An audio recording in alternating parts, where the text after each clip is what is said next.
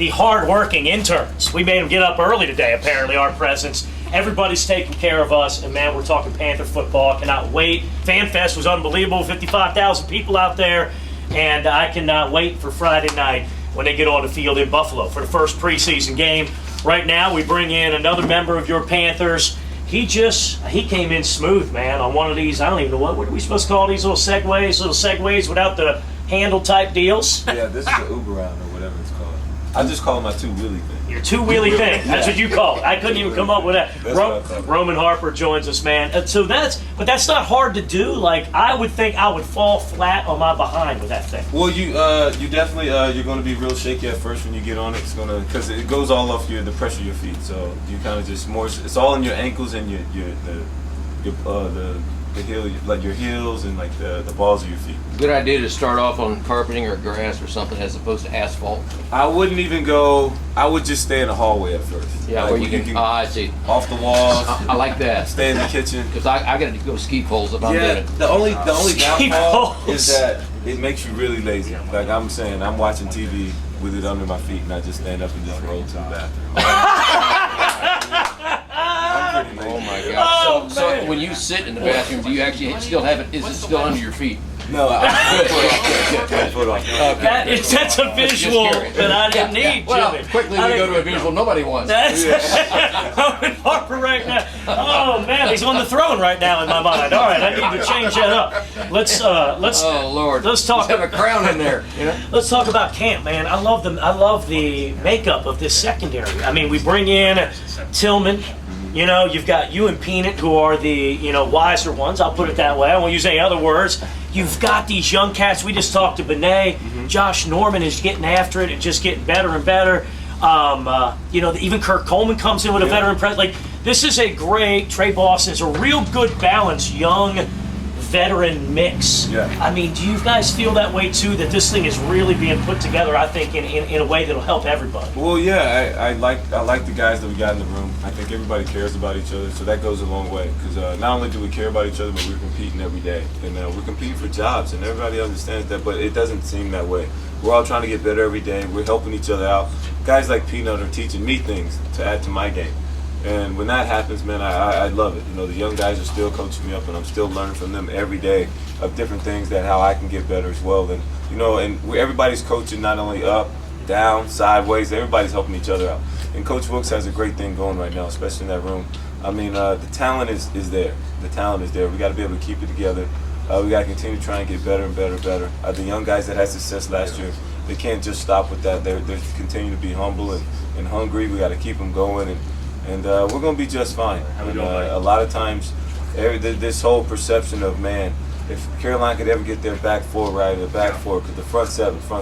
That ticks you off, it sounds like. Well, it doesn't tick me off, but at the end of the day, man, we want to be known, and we're going to win here because of the back four, not in spite of. That's what we got to get the mentality going forward. I have a hard time calling a man Peanut because I don't know him enough. I knew him. I'm going to do it anyway, though. So Peanut is older than you, right? Yes. So do you call him Mr. Peanut?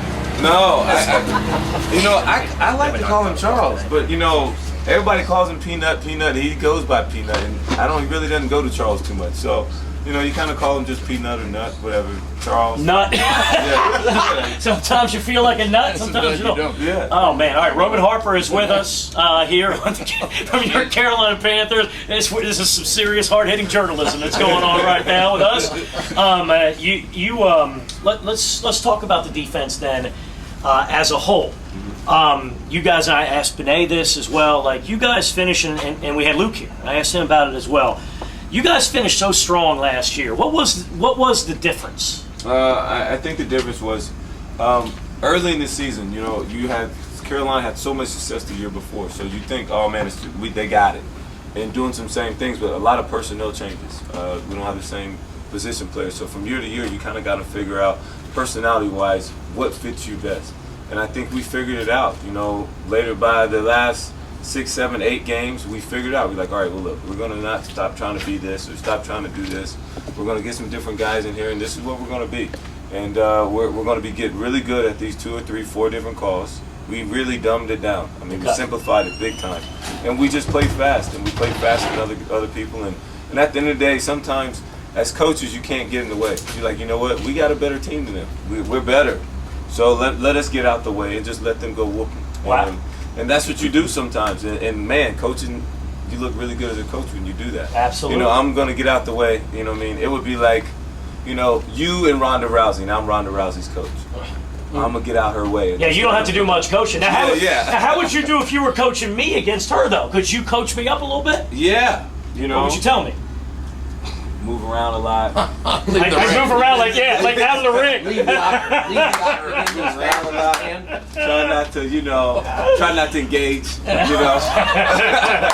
No eye contact. Man, unbelievable. You imagine being married to her? Like, my wife, as much as she wants to do that to me in 34 seconds, I don't think she can. Like, if that was my wife, oh my Lord. All right, Roman Harper's with us. See, he's responsible for some of these funny tangents too, Jim. It's not just us goofing off, man. Roman's a trip. It seems like you're sliding back and forth a little bit, or maybe you're kind of settled in now at that free safety spot. It sounds like when Kirk Coleman is in there with you, you know, he's at the strong safety. Tell me if I'm wrong, what I'm hearing, and you are at the free safety. Is that correct? Is that incorrect? Like, is that an adjustment for you? You know what? For you guys to even be saying that, I think it's funny. So I'm not going to tell you either way. How about that? So you're not going to tell us if I'm right or wrong. Yeah. That's what is being written. Oh, so yeah. I'm going to blame the writers. Yeah, so I'm gonna let that go. Okay. I'm gonna let it go. All right. So what I will tell you though is that Kurt has really had an amazing camp. He has picked up this defense tremendously, and the guys flying around and making plays, and it's great. You know what I mean? We got right now. It's me, him, and Trey, and everybody's playing, and you know it's competition, man, and that brings out the best in everybody. And you gotta love it as a coach, as a GM, that you bring guys in that are having success and can come out here and make plays. And when Kurt's in there, you gotta be ready for this guy. He flies around, he's made plays, he's played in this league for a while. When he's in there, strong safety you're talking about, right? Success. Is that what you're talking about? Yeah, it's safety. Yeah. Oh, strong safety you said, right? Roman, in your years, you have been around a team in flux, you know, in camp and through the preseason, and a settled team on pretty much knowing who the starters were for the most part.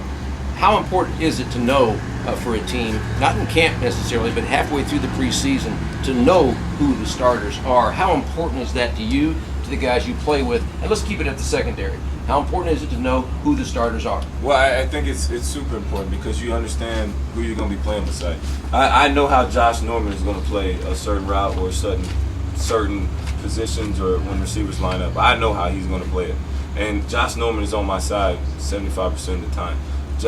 Benet Ben-Wickery, I know how he's going to play it. When I tell him, hey, I got a feeling or I see something, I tell him to go up and press. I know how he's going to be, and I know where I can be to put myself in position to help him if he's going to look for something, or how either one of us can make a play. So, when your safety beside you, so whether it's Kurt, Trey, I know when I'm talking to them what they talk back, what they're seeing, what I'm thinking going into it. So it's all about gelling, coming together, and just kind of understanding who you're with, who you're going to battle with. You got to know that person beside you for number one, trust.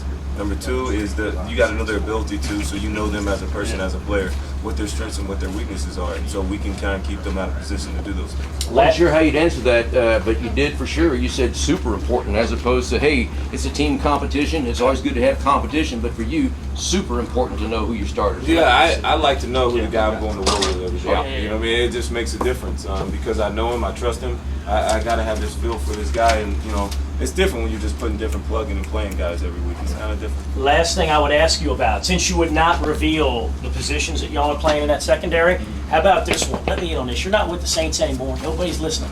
That whole Bountygate thing, like y'all, like Cam Newton, like what was he worth in that locker room? Can you let those secrets out? You're not a Saint anymore, man. You know what? You should wait for it. He's gonna hit me. We'll probably do a 30 for 30. Oh, it'll be a 30 for 30. All right, I gotta wait for that. I thought he was going to hit. I thought he was going to put a bounty on me for a second. No. I asked that question. And there was no bounty on any individual player. Corey just told us he's the fastest man on the team without question. Corey Brown. Corey Brown said he is. First words are really. He said without question. I said Bird, the splendid sprinter, all of them. Ted Ginn, Alan Jones. He said without question. I said 50 yards, old school. He said without question. He's the fastest on the team.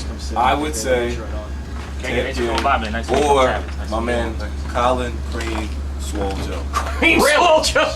over Corey. Oh, Corey Brown's bubble's just been burst, man. Serious. All right, hey, Turned in. Roman, we love talking to you, Thank man. guys. Appreciate it.